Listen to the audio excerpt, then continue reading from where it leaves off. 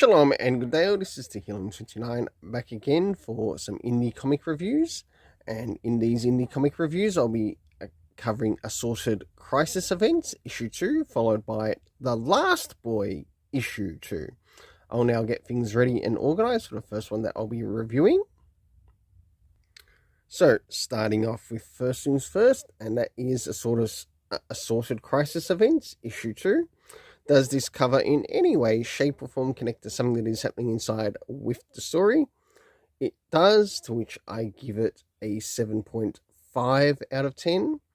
Next is the area of the internal art as we look around the beginning, middle, and of course the end. And also what's happening story-wise with the characters. So, as the story begins, we follow the story of someone by the name of Jesus. And, of course, I don't really care if the characters of Spanish or whatever background, but we are following their story, and we're, seeing things in relation to flashback to events.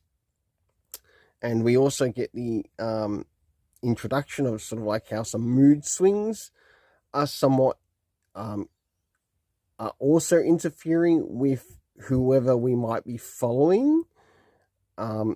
Like within the next stories that'll be coming up. As the story advances to the middle, we see in his present day life, he is now working in a bit of a factory. And with what we've seen here, we do learn that some of the places that he's been is a museum, a church, of course, the factory.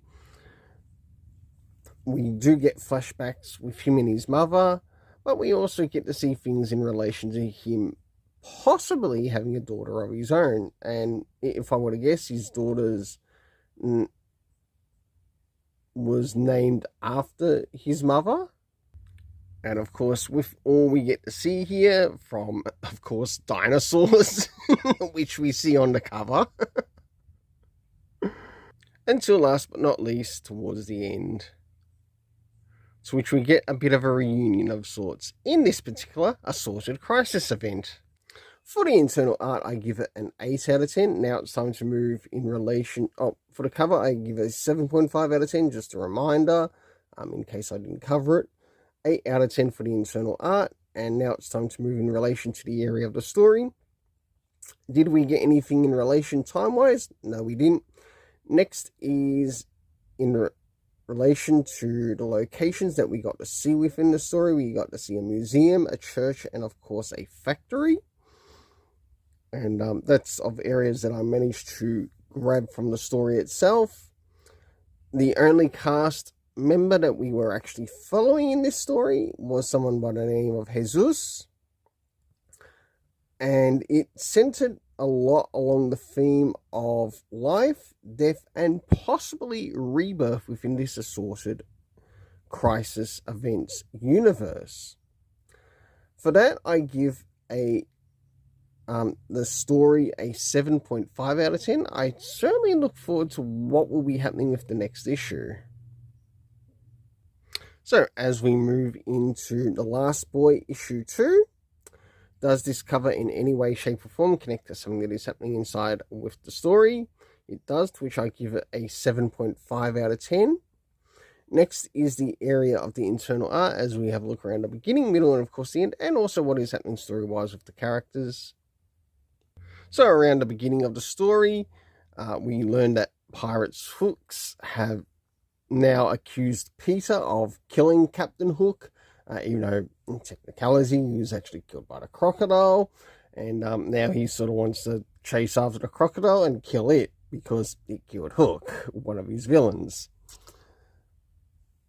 So we learn that this story and journey continues on, but there are also some additional things that are starting to take place within the story.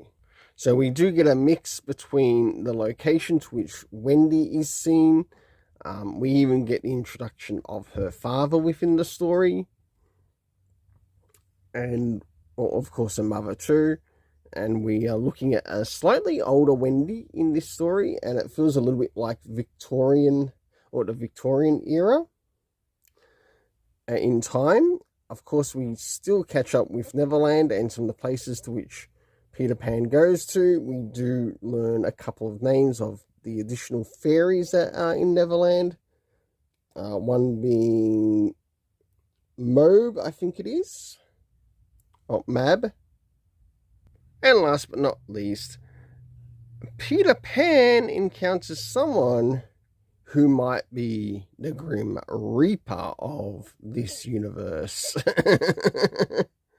And that actually sort of caught me by surprise, and I definitely want to get the trade for this now.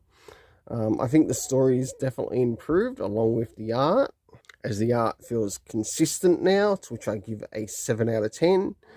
Moving into the area of the story, of course, the story is rated in relation to time, location, and cast.